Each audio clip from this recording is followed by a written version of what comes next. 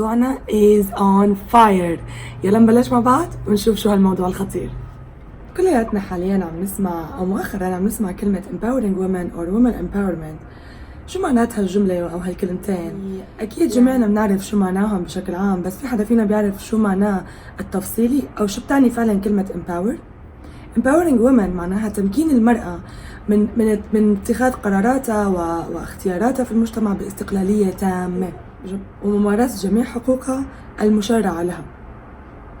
كمان بسمع مؤخرا كلمة حقوق المرأة. مين اللي طلع هالجملة؟ منظمات الفيمينيزم والنسوية. أكيد ما عم بحكي إن أنا ضدهم أو معهم، بس ما في داعي كتير نزيد الموضوع ونعمله نحكي فيه كتير، لأنه ما في شيء اسمه أصلا حقوق مرأة، في شيء واحد اسمه حقوق الإنسان. شرعت منظمة الأمم المتحدة من حوالي تقريبا 70 سنة قانون حقوق الإنسان. لا قالوا حقوق مرأة ولا قالوا حقوق رجل، سموه حقوق الإنسان. لكل فرد على هذا الكوكب حق من هالحقوق اللي هم تقريبا يمكن أكثر من 25-30 بند، واللي هن لك حق أن تتعلم، حق أن تعيش بسلام وحرية، لك حق أن تتملك أن طبعا كتار. بتمنى كل واحد فينا يعرف حقوقه بالمجتمع وعلى هذه الأرض على الأقل، يعني وين ما كنت وشو ما كان مجتمعك. بتمنى تلقوا نظرة شاملة ومفصلة أكثر على حقوقكم لحتى تتعرفوا شو هي حقوقكم وتطالبوا فيها دائما، وتطالبوا فيها بوعي. من أهم حقوق الإنسان طبعا واللي هي حقوق المرأة تعليم المرأة وتمكين دورها في المجتمع. كيف يعني تعليم المرأة وتمكين دورها بالمجتمع؟ تعليم المرأة يعني منحها الحرية الكاملة والاستقلالية في أن تتعلم، لأنه تعليم المرأة هو أداة لتحسين وتطوير المجتمع نحو الأفضل. أنت عندما تعلم امرأة وتثقفها فأنت تثقف مجتمع بأكمله، لأن الامرأة ستساعد في تغيير العائلة وتطويرها صحيا وعمليا وعلميا. لما بنعلم المرأة وبنخليها تكتسب تعليم مهم أو هي بتختاره على الأقل في حياتها، فنحن عم نخلي المرأة تشارك في اتخاذ قرارات مهمة في المجتمع. عندي بعض الخطوات اللي ممكن تساعدنا جميعا to empower each other and to support each other as women. لازم دائما نساعد بعض وندعم بعض، لأنه إذا أنا ما عندي ثقة بنفسي أكيد ما حساعد حدا غيري، وإذا أنا ماني راضية عن نفسي ما حساعد غيري. فيفضل إني to empower myself to empower others، يعني إني أنا أدعم نفسي وأمكن نفسي وأعطي لنفسي مكانة ودور مهم لحتى أكون قادرة إني أمكن الأخريات من نفس مجال عملي أو حتى في مجال مختلف. أول خطوة إني إغلاق أي نقاش سلبي لا داعي له من البداية. يعني إذا أنا كنت في مجتمع أو قاعدة أو مكان ما وبدأ الحوار السلبي باتجاهي أو نحوي، يفضل علي إني أنا ألغيه أو على الأقل أحوله لاتجاه آخر من الحديث. إذا أنا مثلا اللي حوالي عم يحكوا عني بشكل سلبي عن تجربتي أو عم يحاولوا ينقصوا مني أو ينقصوا من امرأة أخرى في المجلس، أنا يفضل علي إنه أنا اللي أبدأ. دائما كوني أنت المبادرة، أنت ابدأي بالمبادرة، ما تستني فلان ولا حدا قبلك يبلش. أنت ابدأي بنفسك أولا. يمكن أغير محور الحديث لأي شيء آخر أو ألفت انتباه الأخريات لأي شيء آخر. مهم إني أشيل هالنقاط السلبية من الحوار ومن المجلس اللي أنا فيه. ساعتها حيتغير مود القاعدين جميعا ومزاجهم حيتحسن وحيصير لفت الانتباه علي أكثر، وبالتالي أنا كمان حلفت انتباه الجميع لبعض. 2. اخرجي عن طريقتك قليلا في التعامل. يعني مثلا كيف أنا ممكن أطلع عن طريقتي؟ يعني how can I change my way؟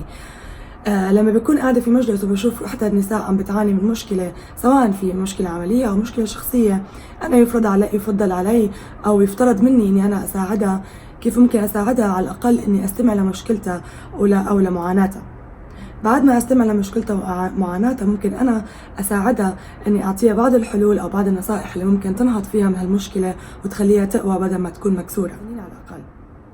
النقطة الثالثة هي إنك تحكي قصصك للأخريات. يعني أنا بس كمان أنا ما لازم أحكي قصصي اللي جدا رائعة واللي جدا ملمعة للنساء اللي بشوفهم داون أو شوي مكسورين. أنا ممكن شوي أحرف بهالقصص لحتى أوصل لهم معنى إنه أنا مريت بمشكلتك وأنا مريت بمعاناتك، بس أنا هلأ أحسن وأنت كمان رح تصيري أحسن. النقطة الرابعة واللي بتمنى الجميع يبلشوا يتعاملوا فيها، لأن أنا ما بشوفها كتير: كافحي من أجل من تعملين معهم من النساء، خاصة من النساء أكيد. شو معنات كافحي من أجل من تعملين معهم؟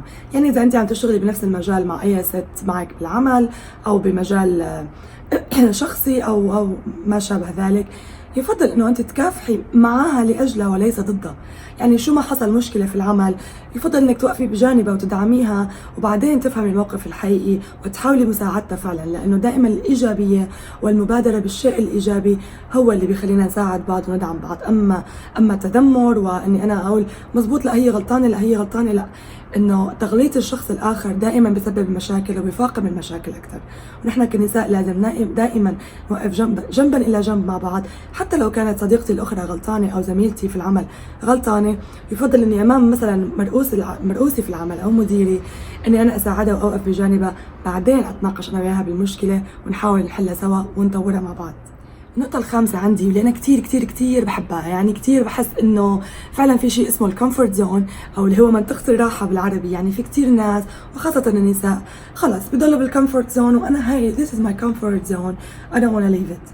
ليش you wanna stay in your place forever؟ يعني شجع الأخريات من زملائك في العمل أو صديقاتك في الحياة إنهم يطلعوا عن طريقتهم ويطلعوا من منطقة الراحة والأمان تبعهم. كيف أنا ممكن أشجع صديقاتي أو زميلاتي في العمل؟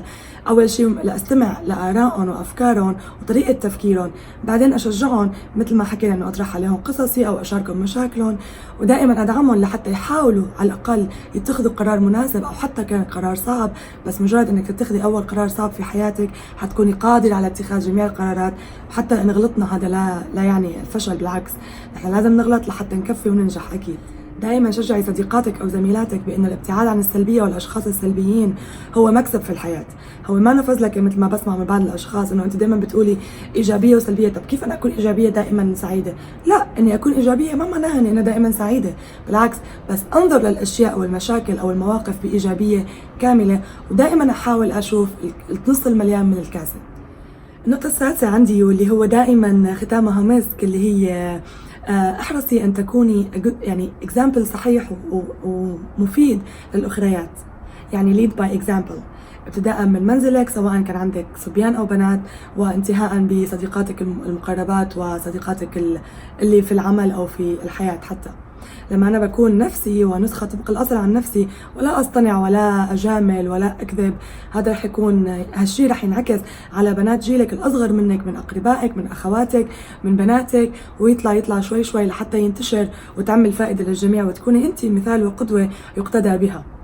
be yourself، وخلي الآخرين يكونوا إلك ضوء، أو مثل ما بنقول ظل إلك يعني، ويصيروا أحسن منك أكيد بالأيام.